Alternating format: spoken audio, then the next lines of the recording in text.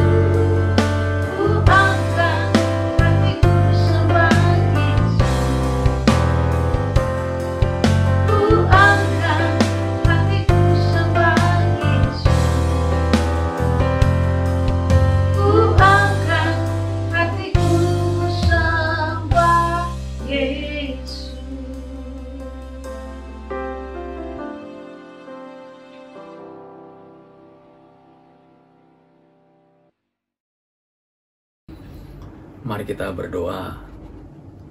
Bapa di dalam sorga,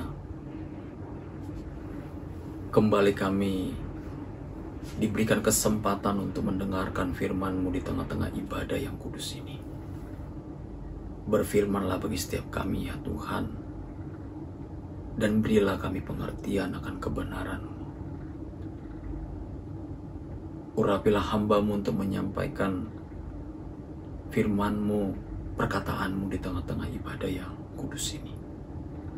Kami sambut firman-Mu dalam nama Tuhan Yesus. Amin. Saudaraku yang kekasih dalam Tuhan, senang bisa berjumpa, senang bisa menyampaikan kebenaran Tuhan di tengah-tengah Bapak Ibu dalam ibadah yang kudus ini. Tuhan masih memberikan kesempatan bagi kita untuk mendengarkan kebenaran Tuhan. Artinya bahwa Tuhan masih menghendaki kita, Tuhan masih mempercayakan kita untuk dibaharui dari hari ke hari. Kebenaran Tuhan hari ini berbicara tentang manusia baru, mengenakan manusia baru. Keadaan ini adalah kehendak Bapa di sorga, Bapak Ibu, sekaligus menjadi panggilan bagi setiap kita yang percaya. Panggilan bagi setiap kita yang percaya untuk mengenakan atau untuk menjadi manusia baru di hadapan Tuhan. Rasul Paulus pernah mengatakan kebenaran ini kepada jemaat di kota Efesus. Di pasal 4 ayat 23 ayat 24 Paulus mengatakan agar kita dibaharui.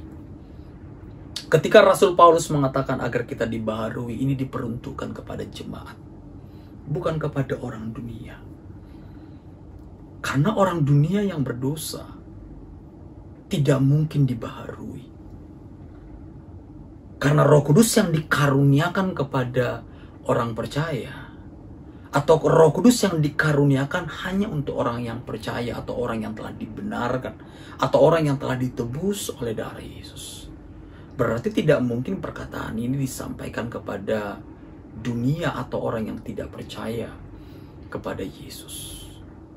Jadi Paulus mengatakan agar engkau dibaharui.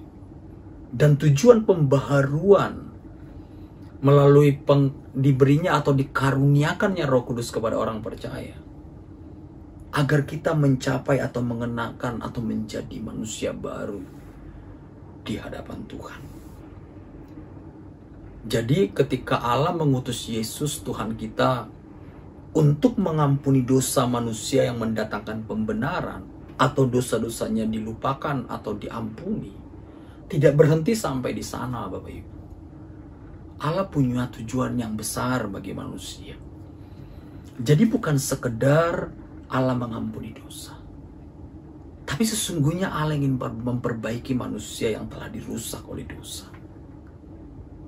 Allah ingin memulihkan kehidupan manusia secara seluruh dari kerusakan-kerusakan yang diakibatkan oleh dosa. Oleh karena itu, saudara yang kekasih dalam Tuhan, melalui darah Yesus dipulihkannya hubungan kita dengan Tuhan. Kita bukan lagi seteru Allah, melainkan anak-anak Allah. Ini menjadi pintu bagi kita. Ini menjadi awal bagi kita. Ini menjadi permulaan yang baik bagi kita untuk diproses oleh Tuhan secara terus-menerus melalui rohnya, melalui kebenarannya, agar setiap kita boleh kepada keadaan yang disebut manusia baru tersebut. Dalam Yohanes pasal 15, Tuhan kita Yesus pernah memberikan perumpamaan tentang ranting yang dibersihkan. Katairo. Jadi pengertian salah satu dibersihkan dari kata katairo ini Bapak Ibu, ini sebenarnya sedang merujuk tentang sesuatu yang dibuang. Jadi penghalang pertumbuhan itu dibuang agar ranting itu nanti bisa menghasilkan buah. Jadi apa yang menghalangi orang percaya mengenakan manusia baru? Apa yang menghalangi sesungguhnya orang percaya akan dibaharui dan mencapai manusia baru? Yaitu manusia lama. Perilaku-perilaku manusia lama. Makanya ketika Yesus menembus kita, membenarkan kita, dia membersihkan kita. Dia mulai menggarap kita. Dia mulai mengikis. Roh Kudus dan kebenaran Tuhan mulai mengikis. Mulai memotong keadaan-keadaan, pikiran-pikiran, perilaku-perilaku yang bertentangan dengan kehendak Tuhan, yang bertentangan dengan firman Tuhan. Itulah sebabnya Tuhan menghendaki, sekaligus saudaraku yang kasih dalam Tuhan, Tuhan ingin kita sebagai orang percaya, selama kita di tengah-tengah dunia ini, sungguh-sungguh mengenakan manusia baru. Dan ketika Allah menghendaki kita mengenakan manusia baru, ini menjadi sebuah kepastian bagi setiap kita masuk dalam kerajaan surga. Kalau kita melihat ayat 22 Bapak Ibu di Efesus pasal 4, dikatakan oleh Rasul Paulus kepada jemaat Tuhan, saya bacakan bagi kita, yaitu bahwa kamu berhubung dengan kehidupan kamu yang dahulu harus menanggalkan manusia lama. Berhubung dengan kehidupan kita masa lalu, kehidupan kita yang dahulu harus menanggalkan manusia lama. Paulus pun menyampaikan kepada jemaat Kolose, manusia-manusia lama atau perilaku atau perbuatan-perbuatan manusia lama itu Bapak Ibu akan mendatangkan murka Allah. Oleh karena itu Rasul Paulus mengatakan, engkau harus menyingkirkan, engkau harus membuang perbuatan-perbuatan manusia lama. Jadi pengudusan kita secara aktif, respon daripada iman untuk bertindak, untuk menanggalkan, atau untuk membuang, atau untuk menyingkirkan perilaku lama di dalam kehidupan kita.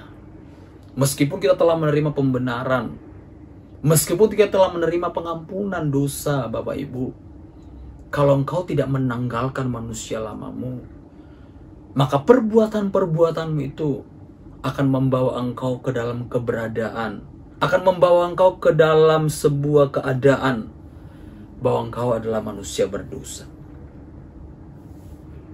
Jadi ketika hari ini Tuhan mengatakan tanggalkan manusia lama, artinya Tuhan ingin mengatakan jagalah pembenaran yang telah diberikan Allah dalam diri. Jangan lagi engkau cemari dengan perbuatan-perbuatan lama. Kita mau tinggalkan perbuatan-perbuatan lama yang pernah kita lakukan. Jadi bukan keselamatan itu bisa hilang Bapak Ibu. Menjadi sangat aneh kalau kita menuduh keselamatan bisa hilang. Keselamatan yang dikerjakan Yesus bisa hilang. Tidak mungkin bisa hilang. Keselamatan yang dikerjakan oleh Yesus adalah sempurna. Dia menjadi pokok keselamatan selama-lamanya bagi umat manusia. Ibrani mengatakan, kitab Ibrani mengatakan sekali untuk selama-lamanya. Yesus mati sekali untuk selama-lamanya. Hal ini menunjukkan betapa sempurnanya korban karya yang dikerjakan oleh Kristus. Tidak seperti orang-orang Yahudi yang melakukan korban pendamaian itu, melakukan korban pengampun dosa itu dari tahun ke tahun, setiap tahun. Hal itu menunjukkan bahwa korban yang disampaikan atau yang dipersembahkan orang Yahudi itu adalah korban yang tidak sempurna. Tetapi korban yang disediakan oleh Yesus adalah sempurna.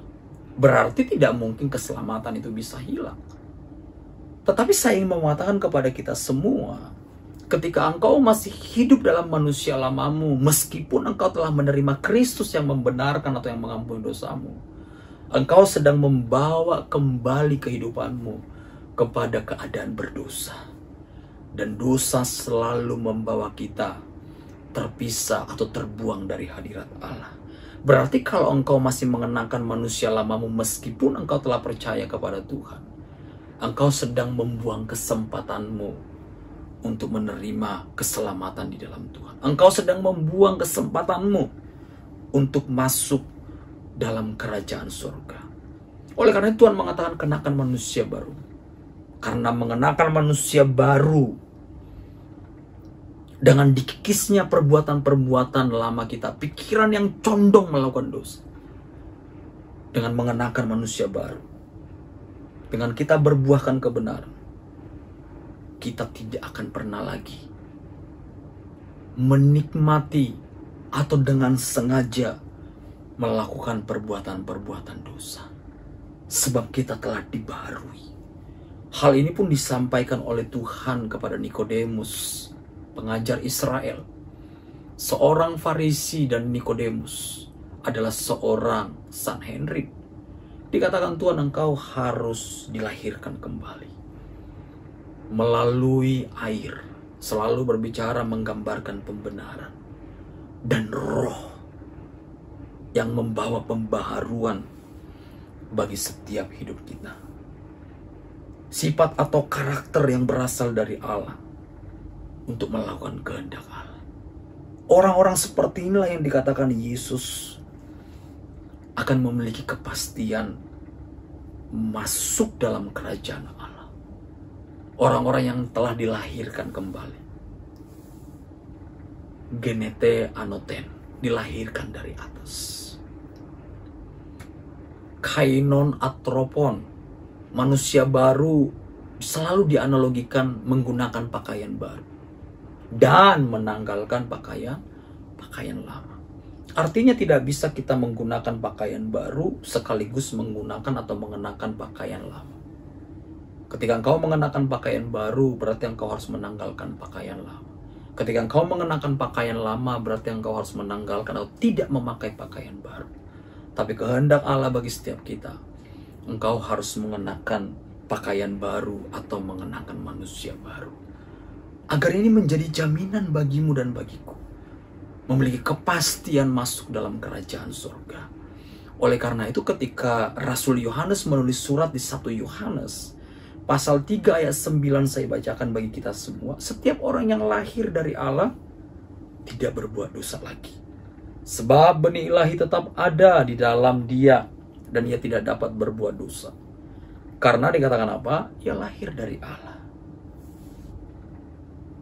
Dikatakan orang yang dilahirkan kembali, orang yang dilahirkan dari atas, orang yang diberikan kualitas yang berasal dari Allah,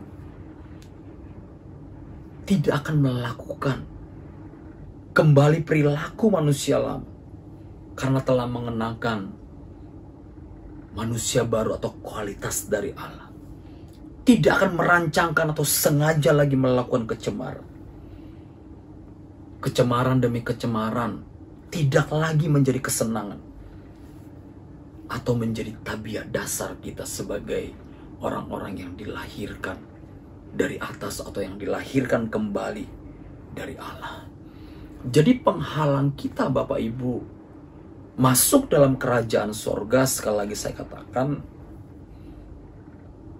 bukanlah hilang keselamatan yang dikerjakan oleh Yesus, tapi perilaku lama atau kembali kepada manusia lama yang terus-menerus dilakukan dengan mengabaikan anugerah yang membenarkan akan membawa kita pada akhirnya terpisah dari Allah selama-lamanya.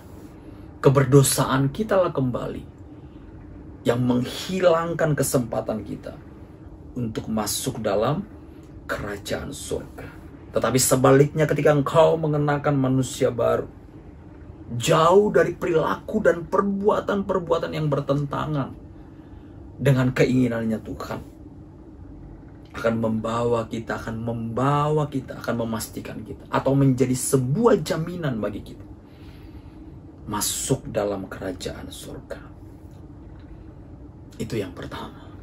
Yang kedua, ketika Allah menghendaki kita mengenakan manusia baru di dalam kehidupan kita sebagai orang yang telah ditebus oleh darah Yesus, sesungguhnya Allah ingin menjadikan kita sebagai cerminan di tengah-tengah dunia ini. Allah menghendaki kita mencerminkan atau menghadirkan pribadi Kristus yang telah ada di sorga di tengah-tengah dunia ini. Oleh karena itu dalam ayat 24 dikatakan Bapak Ibu, dan mengenakan manusia baru yang telah diciptakan menurut kehendak Allah. Apa maksud diciptakan menurut kehendak Allah? Kalau kita melihat Kejadian pasal 1 ayat 26 dikatakan Allah menciptakan manusia segambar dan serupa. Kata selemdemut sering kita dengarkan. Unsur ilahi atau kualitas Allah. Dan Yesus pun pernah mengatakan dalam Yohanes pasal 10 ayat 10, aku datang memberikan hidupku agar siapapun yang menerimanya memperoleh kelimpahan. Kata perisos juga merujuk kepada kualitas diri Allah. Jadi sungguh-sungguh ketika engkau mengenakan manusia barumu di hadapan Tuhan sebagai orang yang percaya, kita menjadi manusia yang dikembalikan kepada keadaan semula. Seorang teolog bernama Richard Pratt mengatakan bahwa dibaharui secara terus-menerus akan membuahkan karakter, gambar dan rupa Allah dalam diri kita. Jadi sesungguhnya tanpa kita dibaharui,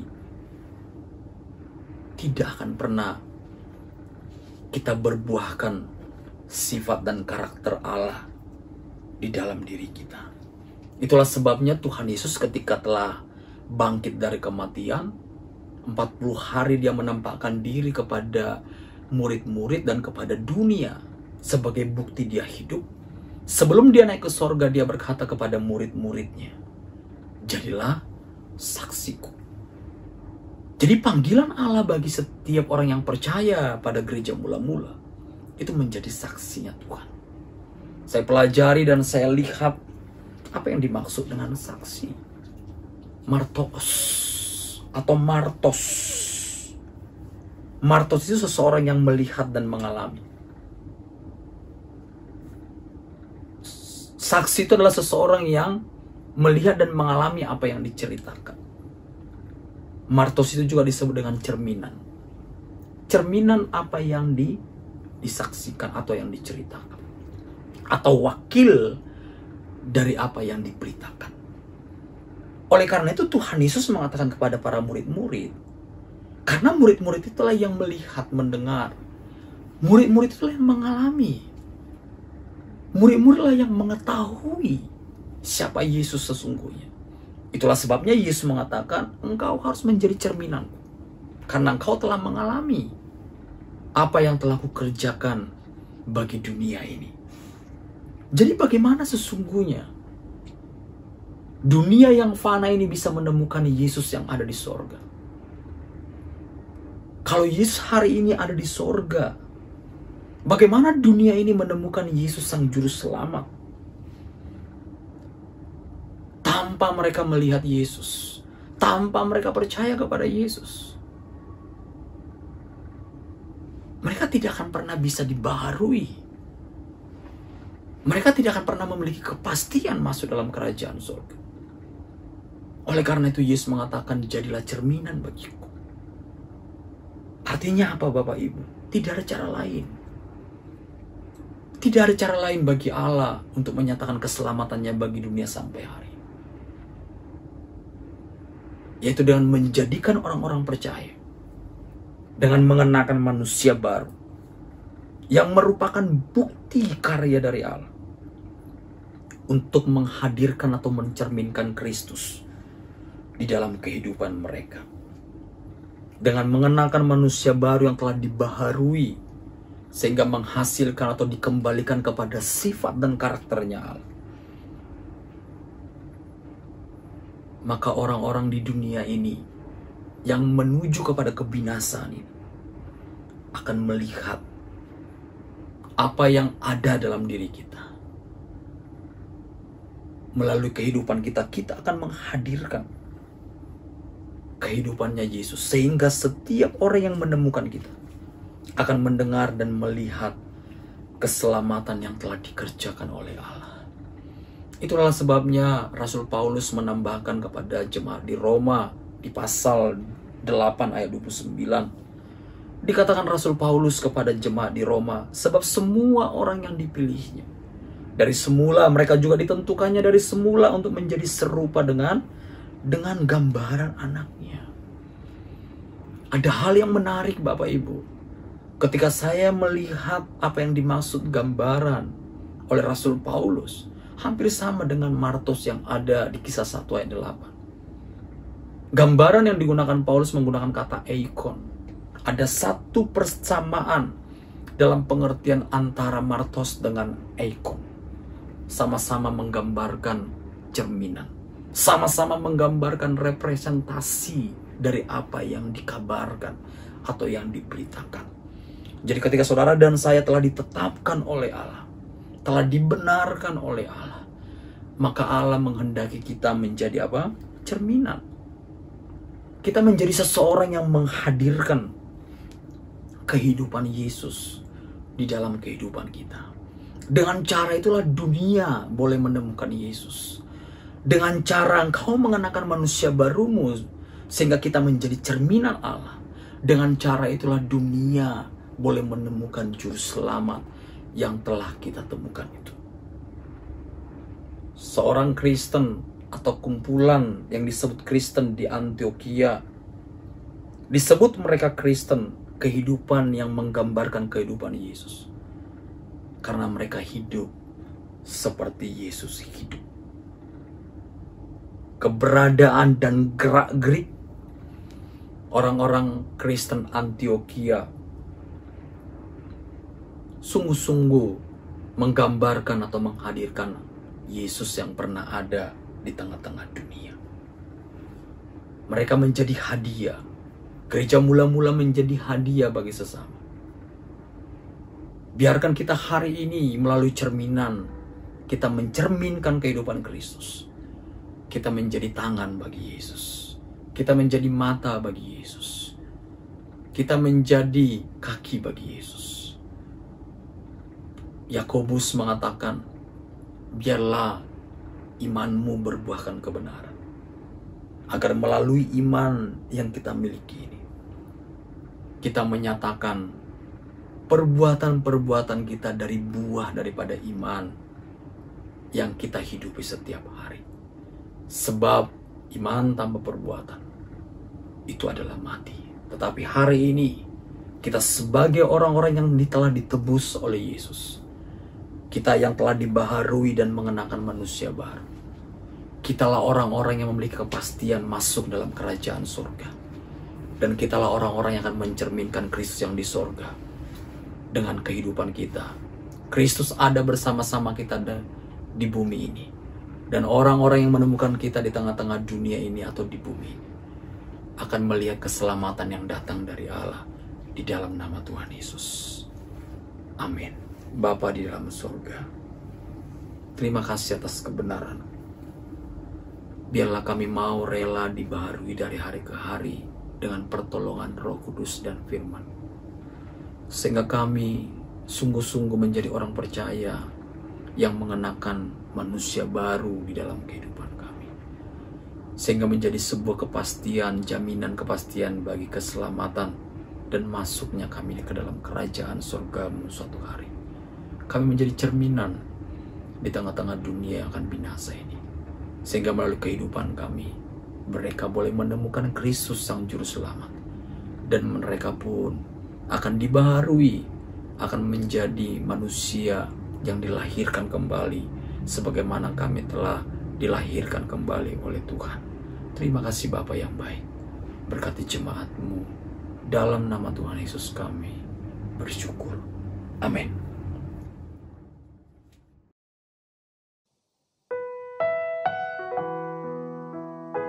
Jika mengaku Yesus Tuhan, berarti kepentingannya atas segala. Semua untuk kemuliaan, semua untuk kerajaan.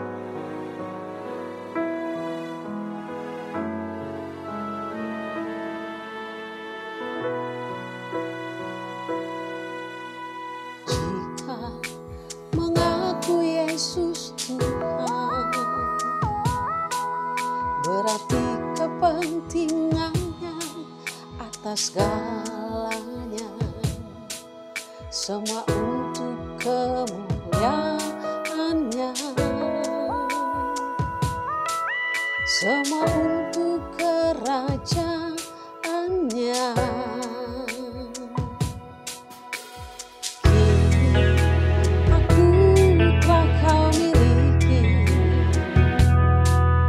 Kau telah beli dengan harga lunas terbayar. Ku tak berhak atas hidupku. Yesuslah itu